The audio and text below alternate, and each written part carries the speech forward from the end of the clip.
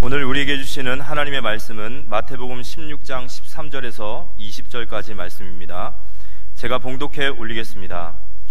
예수께서 빌립보 가이사라 지방에 이르러 제자들에게 물어 이르시되 사람들이 인자를 누구라 하느냐? 이르되 더러는 세례 요한, 더러는 엘리야, 어떤 이는 예레미야나 선지자 중에 하나라 하나이다. 이르시되 너희는 나를 누구라 하느냐? 시몬 베드로가 대답하여 이르되 주는 그리스도시요 살아계신 하나님의 아들이시니이다. 예수께서 대답하여 이르시되 바요나 시몬아, 내가 복이 있도다. 이를 내게 알게 하니는 혈육이 아니요 하늘에 계신 내 아버지시니라. 또 내가 내게 이르노니 너는 베드로라. 내가 이 반석 위에 내 교회를 세우리니 음부의 권세가 이기지 못하리라. 내가 천국 열쇠를 내게 주리니 내가 땅에서 무엇이든지 매면 하늘에서도 매일 것이요 내가 땅에서 무엇이든지 풀면 하늘에서도 풀리리라 하시고, 이에 제자들에게 경고하사 자기가 그리스도인 것을 아무에게도 이르지 말라 하시니라. 북중 접경 지역에 교회를 세우고 20년 넘게 북한 선교를 해온 박용배 목사는 지난 2006년 자신의 교회가 보호해준 한 여성의 사진을 보여줬습니다. 자신을 탈북민이라고 소개한 이 여성은 처음엔 신앙생활에 열중했지만 곧 생각지도 못했던 일이 터졌습니다. 제가 가면 이제 또 공안 한 10명 정도 데리고 정복 입은 사람 데리고 와서 이 자매를 막 그 자리에서 막 때리고 밟고 막 하더라는 거예요. 그러면서 방금 가져온 보따리 딱 여니까 옷가지 밑에 마약 등을 있더라는 거죠. 그러면서 이 자매가 쓰고 있는 비키니 옷장이 있었는데 그걸 확 열고 다 뒤지니까 마약도 등을 또 나온 거예요.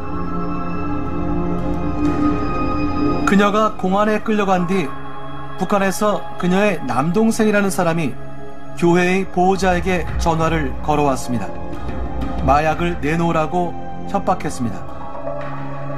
누나가 없다. 공안에 끌려갔다. 거짓말하지 마라. 안 바꿔주면 가족 다 죽이겠다. 그러다가 북한의 높은 간부라는 사람을 바꿔주며 더 강하게 협박했습니다. 그 동생이 전화하다가 또 간부를 바꿔주는데 가족 이름 다 대고 조카 이름 대고 손자 몇 학년이고 전화번호 이거 다 대면서 너 가족도 다 몰살시키겠다. 그때 완전히 거기서 폐쇄를 해버렸어요. 그래서 제가 이제 추측해 볼 때 저는 저 자매가 굉장히 믿음이 잘 자라고 있는 거 진짜 탈북자인 줄 알았는데 마약 공급책인 거죠. 그러니까. 마약과 관련된 두 케이스를 말씀드렸는데 한 케이스만 잠깐 나왔습니다. 그날 창의 프로를 다 보신 분들 아시겠지만 북한의 마약 실태가 심각합니다. 그리고 한국의 또 마약 실태가 심각하다고 지난 7월 5일자 중앙일보에 한 페이지 전체가 나왔는데 보니까 텔레그램 방을 통해서 마약이 밀배되고 있어서 범인을 잡고 보니까 고등학생이었다, 이런 기사입니다. 밑에 또 자매 얘기는 학교 다닐 때 마약 하면은 얼마나 위험하다는 알았으면 안 했을 텐데 담배 피우는 같이 연기를 한번 흡입해보라 해서 했는데 3년 동안 몽롱해지고 못 빠져나오고 헤매다가 뭐 이런 얘기 쭉 지금 우리나라도 마약이 심각한 것 같습니다. 갈수록. 그래서 어떤 사람 말하기를 21세기의 선악과는 마약이다, 이렇게 할 정도로 마약 문제가 심각해지고 있기 때문에 우리가 더 복음 전해야 되고 또 교회에서도 아이들에게 마약의 폐해에 대해서 알리고 해야 되겠습니다. 7080 세대 노래 가운데 이런 노래가 있죠. 바람 부는 저 들길 끝에는 삼포로 가는 길이 있겠지. 굽이굽이 산길을 걷다 보면 한 발 두 발 한숨만 나오네. 삼포로 가는 길인데요, 제가 전에는 한숨이 몸에 배어 있었어요. 그냥 얘기하다가도 땅이 꺼져라고 한숨을 푹 쉬고 나도 모르게 상상에 눌려 있다가 또 한숨을 푹 쉬고 너무너무 이 한숨이 저절로 나오고 탄식이 저절로 나오는 거예요. 왜? 워낙 눌려 있었고 워낙 영적인 문제 속에 헤매고 있었으니까 얼마나 이 한숨을 많이 쉬었는지 몰라요. 절망의 한숨, 지친 피곤한 고뇌의 한숨을 많이 쉬었는데, 혹시 30여 년 전에 저 같은 분이 이 자리에 계시지 않습니까? 30여 년 전에 제가 산동네에 개척교회 하고 있을 때 빈민촌이죠. 그때 만나졌던 우리 장로님들 여러분이 지금 현재 계시고, 산동네 교회까지 오셨다가 지금 여기 와 계신 분 여러분이 계시니까요. 그 빈민촌에 이렇게 있을 때 들어가는 입구에, 빈민촌 올라가는 입구에 어느 날 보니까 땅을 정비를 하더니 고층 아파트가 한 6개 동 정도 이렇게 들어서는 거예요. 아파트 들어서는 뭐에다 이렇게 있었는데, 어느 날 보니까 아파트 다 짓고 난 뒤에 이제 입주를 해야 되는가 봐요. 아파트 다 짓고 난 뒤에 총 점검하는 시간표인 것 같아요. 밤 되니까 모든 그 호실에 불을 환하게 켜놓잖아요. 그걸 볼 때, 제가 보면서 상대적인 빈곤감이라 할까요? 허탈감이라 할까요? 저런 곳에 사는 사람은 누구일까? 나는 저런 곳에 과연 살아볼 수가 있을까? 내가 이 산동네를 벗어날 수 있는 능력도 안 되고 환경도 안 되고 그냥 절망감이 확 엄습해 오는 것이었죠. 제가 기도했어요. 하나님, 제가 천국 가는 날까지, 죽을 때까지 이 빈민촌에 계속 있어야 되는 건 아니겠죠? 기도를 했었고요. 더 그때 다짐했어요. 오직 복음만 전해야 되겠다. 오직 예수님이 그리스도 되신 것, 모든 문제 해결자 되심을 복음만 전해야 되겠다. 저희 집 사람이 산동네 너무 싫다고 어디 좀 그 밑에 동네 뭐 빌라라도 하나 이렇게 새 들어서 방 하나 얻어서 해서 좋으니까 너무너무 질린다고 좀 이사를 가자. 그때 제가 그랬어요. 지금 내가 하나님 앞에 점수 따고 있으니 기다려. 하나님이 지금 나의 활동하는 거, 복음 전해 다니는 거, 어려운 여건 속에서 다니는 거 다 알고 계시니까, 겨울에 눈이 와버리면요, 그 빙판이 돼가지고 차가 못 다녀요. 연탄재를 막 깨뜨려가지고 다니고 뭐 이랬거든요. 그런데 하나님 언제까지 제가 이 빈민촌에 이렇게 살게 하시지는 않을 줄 믿습니다. 복음만 전할 테니까 하나님 길 열어 주십시오 했는데, 복음에 올인하니까 하나님이 모든 것 바꿔주신 줄 믿습니다.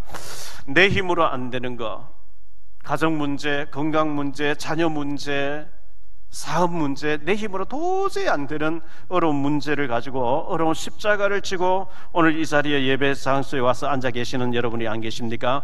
혹시 그렇다면은 주님 앞에 모든 것 내려놓으시고 하나님의 성령의 권능을 힘있게 되시기를 축원합니다. 스가랴서 4장 6절에 보니까요, 그가 내게 대답하여 이르되 여호와께서 스룹바벨에게 하신 말씀이 이러하니라.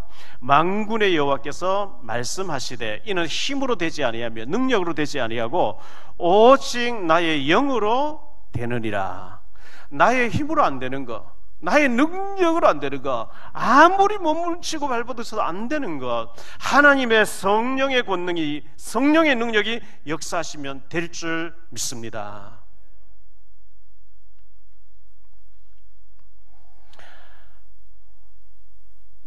몇몇 분하고 상담하는 가운데, 목사님 우리 가정에는 이런 문제가 있어요. 우리 남편에게, 우리 아내에게, 우리 자녀에게, 우리 친척에게 이런 문제가 있어요. 참 말 못할 고민 들어볼 때 너무나 아픈 문제구나. 저런 문제들을 가지고 주님 앞에 나오시는구나. 이렇게 참 마음이 무거웠습니다. 여러분은 어떤 문제를 가지고 오늘 주님 앞에 나왔습니까? 마태복음 11장 28절로 30절에 보니까 수고하고 무거운 짐진 자들아 다 내게로 오라. 내가 너희를 쉬게 하리라. 나는 마음이 온유하고 겸손하니 나의 멍에를 먹고 내게 배우라. 그리하면 너희 마음이 쉼을 얻으리니 이는 내 멍에는 씻고 내 짐은 가벼움이라 하시니라. 주님 앞에 모든 무거운 짐을 내려놓으시고 맡기시고 해방받고 축복받으시기를 바랍니다. 이사야 55장 1절로 3절입니다. 오라 너희 모든 목마른 자들아 물로 나오라. 돈 없는 자도 오라. 너희는 와서 사 먹되 돈 없이 값 없이 와서 포도주와 젖을 사라. 너희가 어찌하여 양식이 아닌 것을 위하여 은을 달아주며 배부르게 하지 못할 것을 위하여 수고하느냐.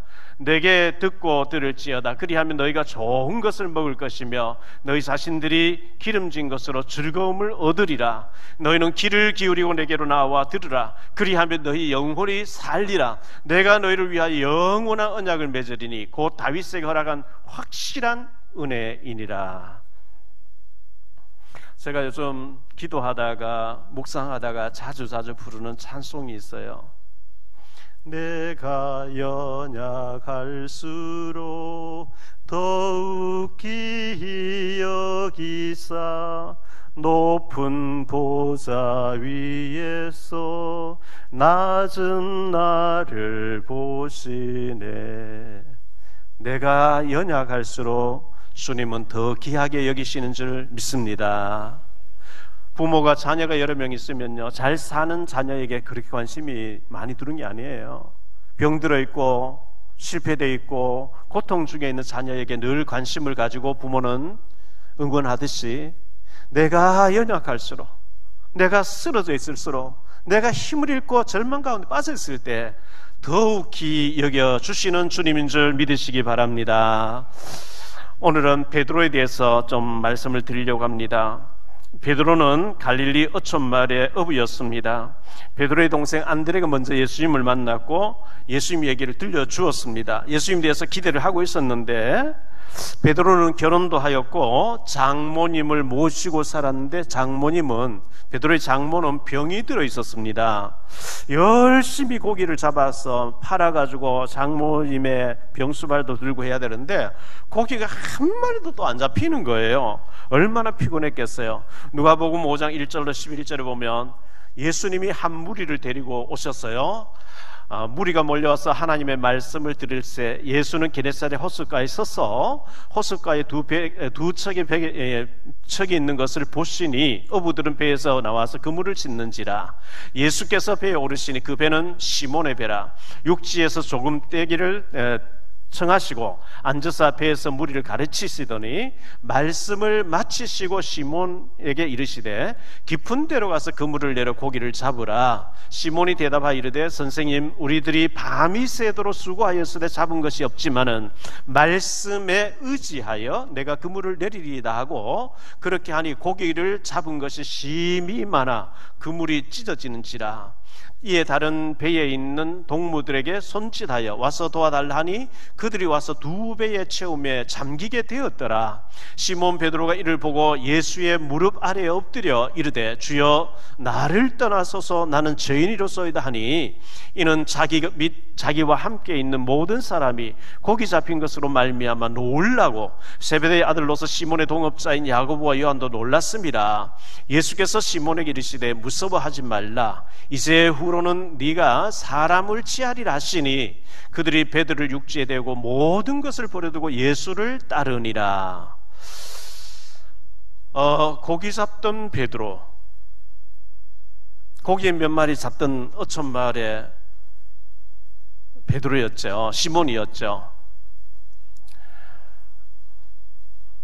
말씀을 마치시고 누가복음 5장 4절에 말씀을 마치시고 시몬에게 이르시되 깊은 데로 가서 그물을 고기를 잡아봐라. 밤에 고기가 잡힌대요. 또 깊지 않은 그 얕은 데서 고기 잡힌대요. 주님의 말씀이 베드로의 경험하고는 안 맞아요. 시각적으로도 안 맞고 장소적으로도 안 맞고 자기 경험적으로 안 맞는데 주여 우리들이 밤이 새도록 수고하여 얻은 것 잡은 것이 없지만은 말씀에 의지하여 저와 여러분이 하나님의 말씀을 의지하여 순종하게 되시기를 축원합니다. 내 경험을 앞세우지 말고요, 내 건 다 틀린 거예요. 내 이성적으로 내 판단, 내 경험으로 맞지 않는데 베드로가 그물을 이렇게 정리하고 있는데 예수님 무리를 향해서 한두 시간 말씀을 하셨겠죠. 그 말씀을 들으면서 은혜를 받은 거죠. 말씀에 의지하여 그물을 내리려. 그런데 찢어질 만큼 두 배에 잠기고 남는 어마어마한 역사가 나버렸거든요. 마태복음 4장 19절입니다. 말씀하시되 나를 따라오라. 내가 너희를 사람을 낚는 어부가 되게 하리라 하시니 우리가 예수님보다 앞서지 말고 예수님이 문 열어주신 대로, 응답하신 대로, 만나게 하신 대로, 예수님이 해주신 대로, 예수님을 따라서 문 열리는 대로, 응답되는 대로 움직이시면 될 줄로 믿습니다. 베드로의 위대한 신앙 고백에 베드로가 신앙 고백한 것이 오늘 본문 말씀과 사도행전 4장 12절 말씀과 베드로전서 2장 9절 말씀 세 가지를 가지고 이 시간 베드로에 대해서 좀 말씀을 생각하려고 하는데, 첫째, 베드로의 위대한 신앙 고백입니다. 이 베드로라고 하는 이름의 뜻은 반석이라는 뜻입니다. 반석, 모래나 자갈이 아니고 바위 덩어리. 이 바위는요, 지진이 나도 괜찮죠. 우리가 그리스도라고 하는 이름을 제대로 알아버리면, 예수님이 그리스도 되심을 제대로 알아버리면 모래나 자갈이 아니고 바위처럼 든든하게 될 줄로 믿습니다. 원래 이름은 시몬이었습니다. 시몬이라는 이름의 뜻은 하나님께서 들으심, 이런 뜻입니다. 원래 북한의 김일성, 원래 김일성도 아니었죠. 김일성의 어머니 이름이 강반석이었어요. 아버지는 김영직이었고요.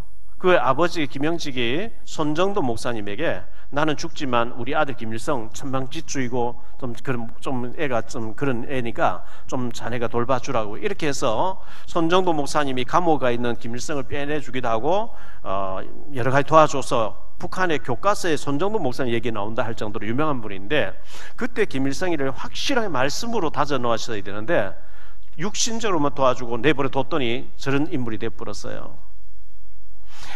신약 성경 안에 시몬이라는 이름의 사람이 9명이 나옵니다. 9명 나오는데 그것은 좀 생략하기로 하고요. 한국에 뭐 철수하면 안철수 의원도 있고 배철수도 있고 뭐 여러 가지 흔한 이름인 것 같이 시몬은 유대나라의 흔한 이름이라고 합니다. 갈라는 두 번째로 예수님의 질문입니다. 사람들이 나를 누구라 하느냐, 이렇게 예수님이 물으셨어요. 빌립보 가이사라 지방에서 예수님이 사람들이 나를 누구라 하지? 제자들이 물었습니다. 예, 세례 요한이랍니다. 어떤 사람은 엘리야라고 합니다. 또 어떤 사람들은 에레미야라고 하기도 하고요. 그래서 선지자 중에 하나랍니다. 이게 전부 틀린 답입니다. 비슷한 것 같은데 완전 틀려요. 예수님을 세례 요한같이 알면, 세례 요한은 헤롯 왕이 동생을 주고 동생 부인을 자기 부인 삼았어요. 세례 요한이가 동생을 주고 동생 부인 빼앗으면 되겠냐, 이 말했던 것 때문에 갇혀 옥에 갇히고 목이 잘렸거든요. 봐라, 세례 요한이 정치 얘기하다가 순교하지 않느냐, 우리도 정권하고 싸워야 된다. 이게 세례 요한의 개혁운동입니다. 아닙니다. 에레미야, 엘리야 같이 알아버리면, 엘리야는 기도하면 하늘에서 막 불이 떨어졌어요. 우리도 불을 체험해야 된다. 불 받자, 불 받자. 아닙니다. 에레미야가 같다고 합니다. 에레미야는 박해운동하는 사람, 굉장히 그 구제운동 많이 하는 사람이에요. 우리가 박해운동하고 구제운동하는 다 좋은 일인데 복음 없이 구제 열심히 하면 안 돼요. 망해요. 선지자 중에 하나라고 합니다. 선지자같이 알면 경건운동 하는 거예요. 경건하고 거룩한 거 참 좋은데 문제는 복음만 없다는 거예요. 이거는 큰 재앙을 만나야 됩니다. 무슬림에서는, 이슬람에서는 예수는 아브라함이나 모세 같은 한 사람의 선지자다, 마호메트만이 구원자다, 이렇게 나오는, 그럼 구원이 없어요. 유대인들은 예수를 보고 위대한 목수였다, 메시아 아니다, 이 얘기를 하는 거예요. 가톨릭에서는 예수도 훌륭하지만 마리아 이름으로 구원받는다, 아닙니다. 마리아는 원죄가 없다, 아닙니다. 그럼 구원이 없어요.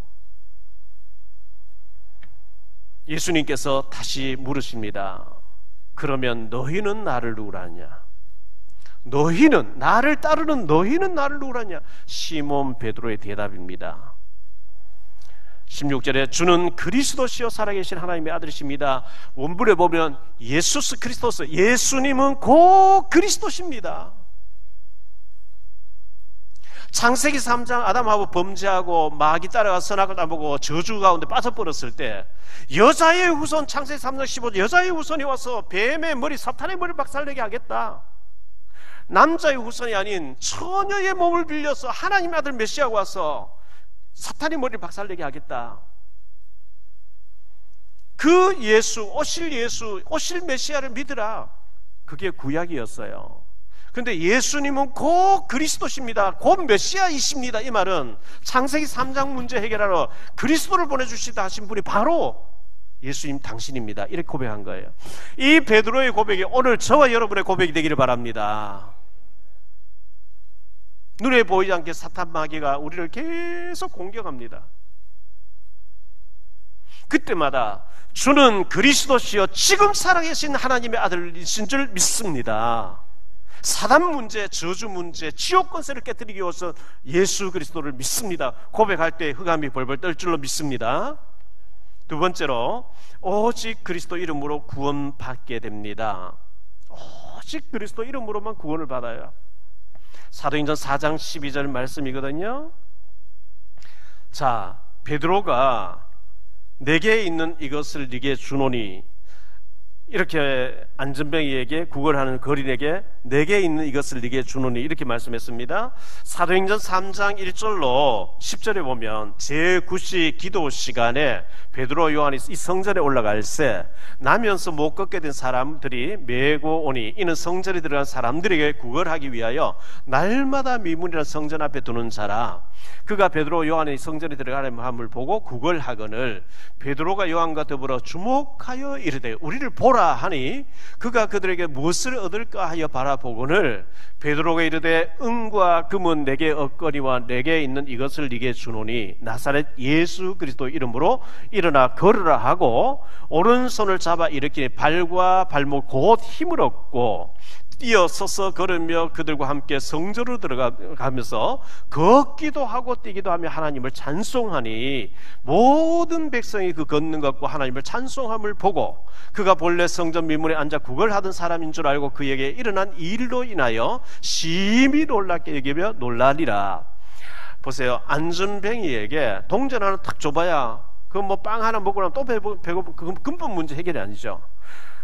은과 금은 내게 없다. 내가 너에게 동전 줄 돈도 없다. 그렇지만 내게 나사렛 예수 그리스도의 이름에 복음의 복음이 있는데 나사렛 예수 그리스도의 이름으로 일어나 걸으라고 잡아 일으키니까 발목에 힘을 얻고 걷기도 하고 뛰기도 하는 기적이 일어나 버렸습니다.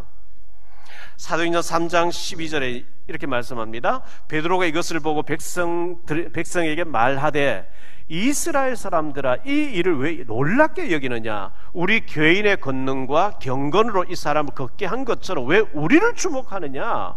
우리가 한 게 아니다. 그리스도께서 하신 것이다. 사도행전 3장 16절입니다. 그 이름을 믿음으로 그 이름이 너희가 보고 아는 이 사람을 성하게 하였나니 예수로 말미암아 난 믿음이 너희 모든 사람 앞에서 이같이 완전히 낫게 하였느니라. 그리스도 이름 계속 부르면 기적적인 역사가 있을 줄 믿습니다. 누가복음 11장 13절에 보면요 그리스도 이름으로 하나님의 성령 충만이 온대요. 계속 그리스도 묵상하고 계속 그리스도의 은혜에 푹 잠길 때 하나님의 성령의 역사가 있을 줄 믿습니다. 갈라 두 번째로 다른 이로서는 구원을 받을 수 없나니 이렇게 말씀했습니다. 사도행전 4장 12절에 다른 이로서는 구원을 받을 수 없나니 천하 사람 중에 구원을 받을 만한 다른 이름을 우리에게 주신 일이 없음이라 하였더라. 예수 이름으로 말하지 말라.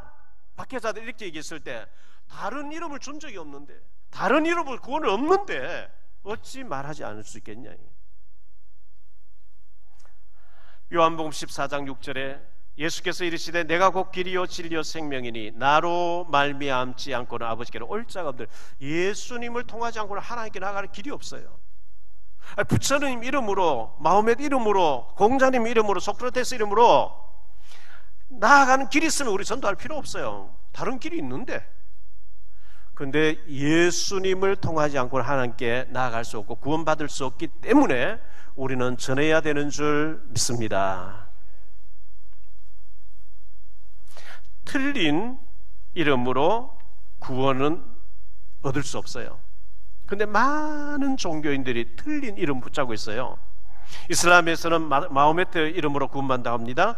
카톨릭에서는 원죄가 없는 마리아 이름으로 아닙니다. 불교에서는 부처 이름으로, 유교에서는 공자 이름으로, 신천지에서는 이만희가 하나님이래. 구원이 없습니다.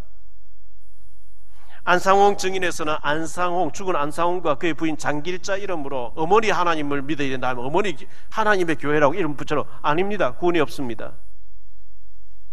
JMS라고 하는 통일교에 있다가 나온 사람, 초등학교밖에 안 나온 사람, 정명석 이름으로 구원 아닙니다. 구원 없습니다.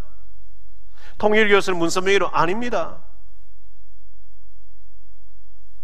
천부교 옛날에 전도관 박태선 이름으로 아닙니다.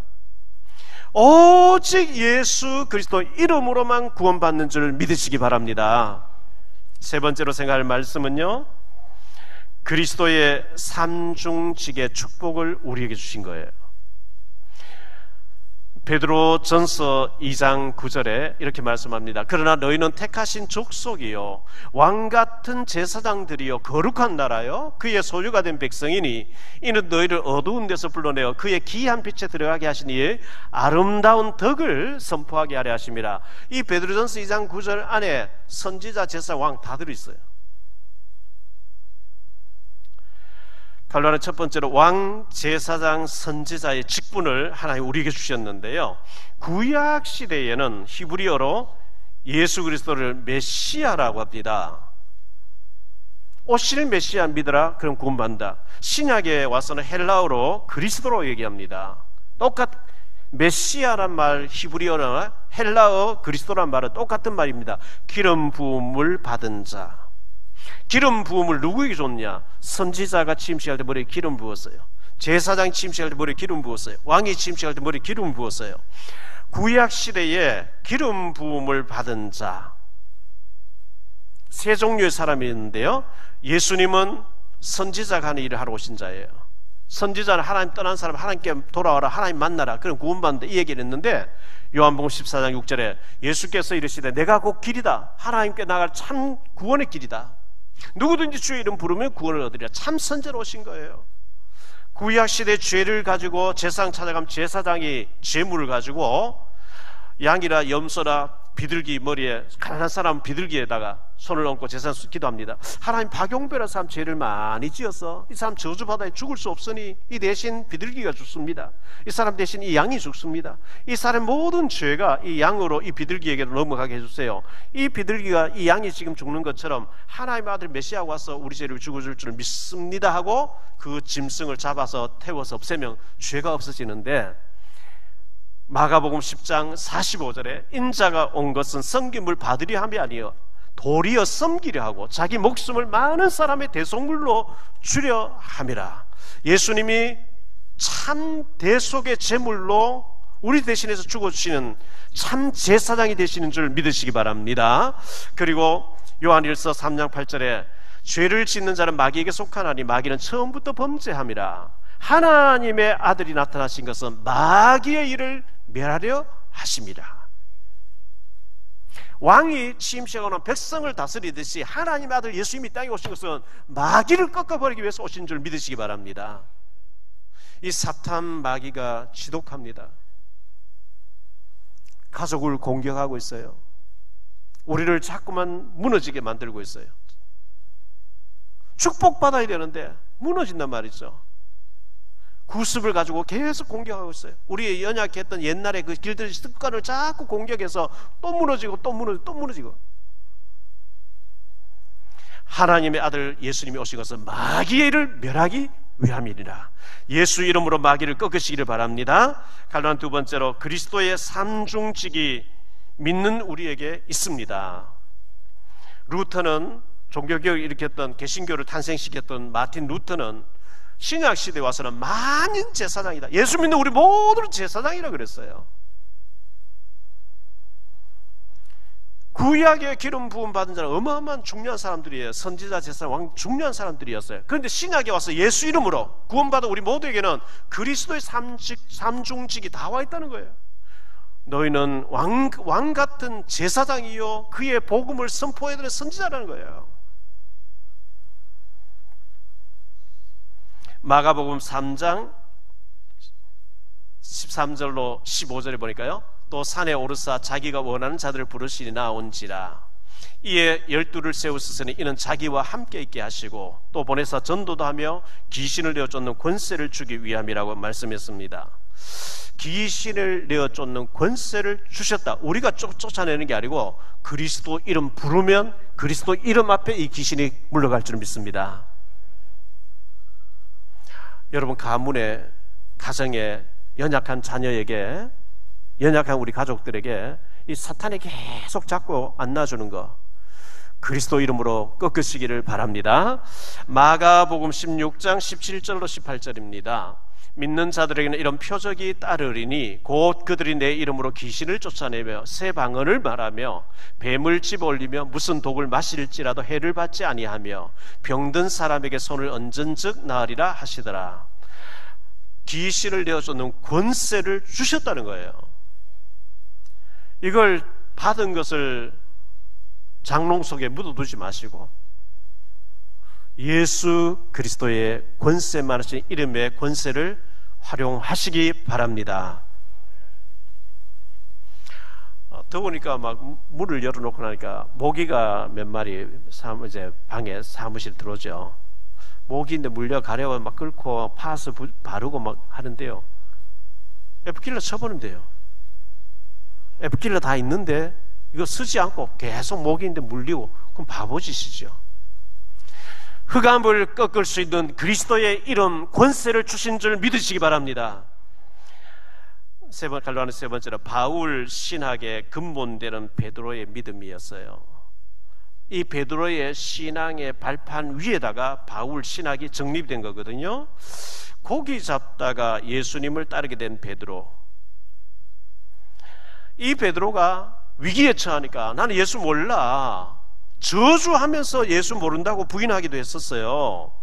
부활하신 예수님 보고도 6명을 데리고 자기가 7명이 고기 잡으러 갔던 베드로예요. 그렇게 흔들리던 베드로인데 그가 사도행전 1장 2장에서 성령 충만 받았어요. 부활하신 예수님 만나고 승천에 가신 예수님 보고 난 뒤에 기도하다 성령 충만 받고 나니까 전혀 다른 베드로가 돼 있어요.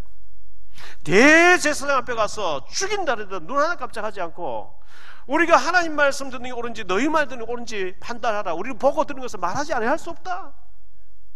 죽어도 예수는 그리스도 맞다는 거예요.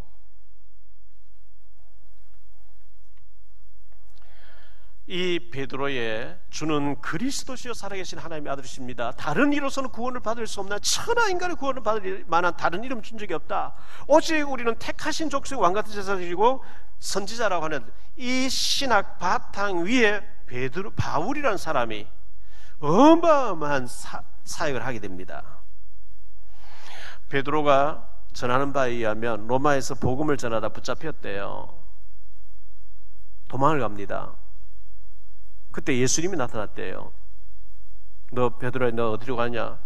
예, 제가 저를 죽이려고 하는 사람 때문에 내가 피해서 도망갑니다. 하니까 주여 어디로 가시나이까? 코바디스라는 말은 어디로 가시나이까? 네가 버리고 도망가는 그 버림받은 성도를 위해서 내가 가서 두 번째 십자가 지고 죽기 위해서 내가 로마로 간다. 주여 그럴 수 없습니다. 주님이 두 번째 다시 또 십자가에 못 박혀 죽으시나 그럴 수 없습니다. 제가 가겠습니다. 그래서 베드로가 가서 그 양떼들 돌보다가 붙잡혀서 순교당하게 되었다고 전해지고 있는데요. 요한복음 21장 18절에 예수님이 이렇게 말씀했어요. 내가 진실로 진실로 내게 이르노니 네가 젊어서는 스스로 띠뛰고 원하는 곳으로 다녔거니와 늙어서는 내 팔을 벌리리니 남이 네게 띠띠우고 원하지 않는 곳으로 데려가리라. 팔을 벌린다는 것은 십자가에 못 박혀 죽는다는 얘기예요. 베드로가 이제 못 박혀 죽게 됐대요. 그때 베드로가 내가 어찌 예수님처럼 이렇게 죽을 수 있게 나를 거꾸로 못을 박아달라.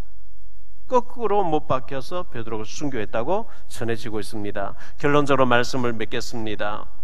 첫 번째로 위대한 신앙 고백의 주인공이 베드로입니다. 지구 생기고 처음으로 베드로 고백했어요.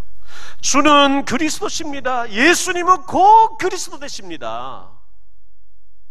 여자의 후손 처녀의 몸 빌려서 메시아를 부르는 그분이 바로 당신입니다. 이 베드로의 고백, 예수님은 곧 그리스도십니다. 저와 여러분의 고백이 되기를 바랍니다.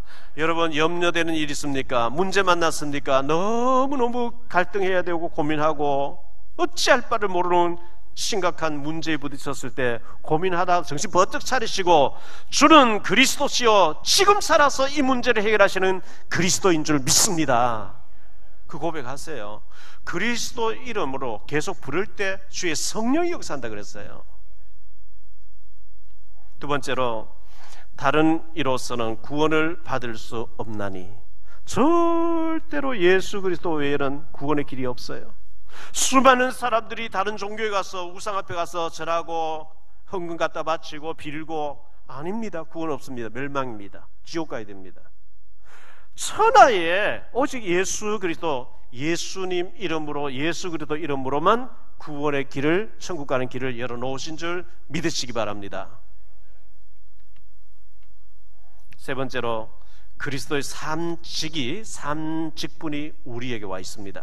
권세가 와 있습니다. 예수 그리스도 이름으로 구원을 받게 됩니다. 예수 그리스도 이름으로 제사함을 받게 됩니다. 예수 그리스도 이름으로 사탄 마귀가 꺾이게 됩니다. 주는 그리스도시요 지금 살아계신 하나님의 아들이신 줄 믿습니다. 이 고백을 해야 됩니다. 갈릴리 호숫가에서 고기 몇 마리 잡아가지고 그 고기를 팔아서 생계 문제를 이어가던 이 시몬, 예수님 안 만났으면 그런 사람이 2000년 전에 있었는지 우리는 알 수도 없을 텐데, 예수님이 찾아와 주시고 콜해 주셨어요. 불러주셨어요. 따라갔어요. 시행착오도 있었지만 이 무식한 베드로가 성령 충만 받고 난 뒤에는 바울 다음으로 위대한 인물이 되어버린 거예요. 어마어마한 인물이 된 거예요. 고기 잡다가 인생 끝나야 될 사람인데, 저는 베드로를 묵상하면서 제 자신을 돌아봤어요. 제가 처갓집을 만나서 시골에서 경운기 끌고 다니면서 가수원 조그만 돌보면서 농사 짓다 끝나야 될 인생인데, 예수님을 따르고 복음을 따르고 말씀 묵상하고 계속 복음을 따라오니까 인생이 바뀌어지는 거예요. 이 복음의 축복이 저에게만 있겠습니까? 우리 모두에게 주신 것인 줄 믿으시기 바랍니다. 최고의 만남, 그리스도를 만나는 것입니다. 최고의 누림, 그리스도를 누리는 것입니다. 최고의 은혜, 그리스도와 함께하는 것입니다. 최고의 축복, 그리스도 증거하는 축복입니다. 최고의 죽음, 복음 안에서 복음 전하다 가는 겁니다. 주는 그리스도시요 살아계신 하나님의 아들이십니다. 이 고백이 우리 모두의 고백이 되어지므로 성령 충만한 역사 모두가 받고 증인되시기를 주 예수 그리스도 이름으로 축복합니다. 기도합니다. 주님 감사합니다. 오늘 베드로에 대해서 우리가 생각했습니다. 고기 잡던 베드로를 주님 찾아와 주셨고, 그의 환경적으로 장모가 병들어 누워있고 너무나 어려운 여건 속에 있었지만, 주여 우리가 밤이 새도록 수고하였으되 얻은 것이 없지만 말씀에 의지하여 그물을 내리리라 했을 때에 2배에 잠기고 그물이 찢어질 만큼 기적이 일어났고, 나를 따라오느라 내가 너로 사람을 낚는 어부가 되게 하리라. 베드로는 너무나 귀하게 쓰임받았습니다. 이 베드로가 받았던 축복이 오늘 우리의 축복이 되게 해 주옵소서. 주는 그리스도시요 살아계신 하나님의 아들이십니다. 다른 이로서는 구원을 받을 수 없습니다. 우리가 바로 그리스도의 삼직에 축복받은 증인으로 인생 작품을 만들어야 될 하나님의 사람으로 부름받은 줄 믿습니다. 모두가 성령 충만 받게 하시고 영적인 싸움에서 완전히 승리하게 하시고 기념비적인 인생 작품을 남기는 축복의 사람들 다 되어지게 하옵소서. 주 예수 그리스도 이름으로 축복하며 기도하옵나이다.